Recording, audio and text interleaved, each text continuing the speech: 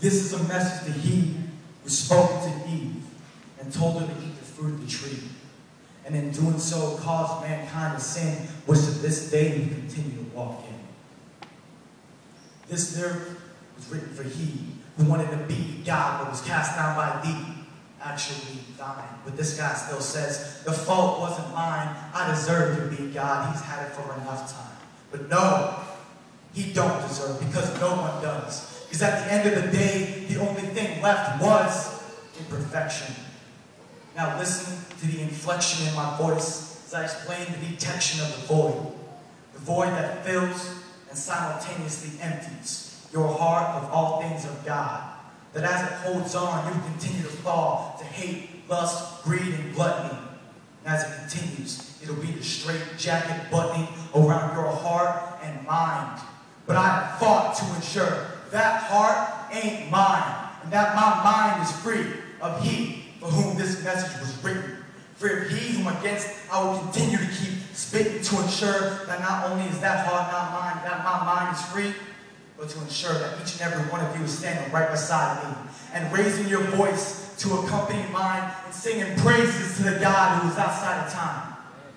And moving your lips and moving your feet to engage in this uprising right beside me. Because sin has taken hold and it won't let go. I just wanted to come before y'all today and let you know that the wages of sin is death. But it's almost like trying to pull a drug addict away from his meth. Because people will go back to their sin no matter what we say. That is, of course, until you see them on the morning of Sunday. I would rather have people act the way they act away from church at church. Because when you go and you put on a mask to protect yourself from people, that's when it's really worse. And if you sin in front of someone who is willing to pray with you, that brings a tear to my eye, and I need a tissue. It's the guy who this message was written at. He hates it when people pray. It's like hitting him with a baseball bat. Which actually brings me to my next point. I am issuing a challenge to Satan to come at me with full force. Because every day I pray that God has my back, and y'all should know that he has yours. Now, as my closing notes, I just want to clear something up. Satan has no more power than the slushing in my kangaroo cup. He did not create hell. He did not create hell. That is a common misperception. The only things he can create are lies and deception. He will try to fool you, and I'll bet at least once he's done it. But the second you turn your heart to God, gosh darn it, then you've won it. That is not the final step, as many seem to think. You've got to continue to strive after God, but soon you begin to sink back into your old ways. And it'll seem as if you've entered your dying days, because your steps will falter and your hands will delay as you continue to indulge in everything that you crave. Now, if you take offense to my lyrical lances, I pray that you would change your ways before Satan advances. Now, I know I said closing notes a little while back, but the truth is, I'm not going to relinquish my attack. Have you ever heard of a defensive tackle not going for the quarterback? So I decided to go in for the kill and yell at Satan, you can't touch my free will. No matter how much you try and how much you torment, you will not affect me any more than that 10,000 mile away volcano, which is dormant.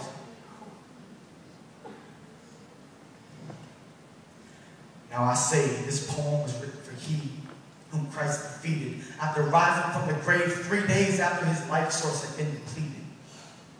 This message was written for he who was up above but failed to return God's gracious love. It just goes to show that not even angels are perfect. And I'll bet at that some of you are left wordless, which is how I have refused to be until the day that God hath received me. And on that day, I plan an eternity of praise. Now just think with me for 1 second. Those are never-ending days. I will kneel before the King with my face flat on the ground, and oh, praise him will be my only sound. I extend my hand now, brothers and sisters. I extend my hand now, mothers and misters, so that you would join me in this life today, but also so that you would spread the word of the gospel in any and every way, because I made a promise. On this I swore that no power of hell could keep me quiet anymore. And if one day I should look up from my work to see see a body of molten lava and coal standing in my doorway and continuing the steps toward my body and soul. I shall rise up to my feet strong, but this man cannot cause me to be shaken. I will look in his eyes, I will spit in his face, and I will say, "Get behind me, Satan!"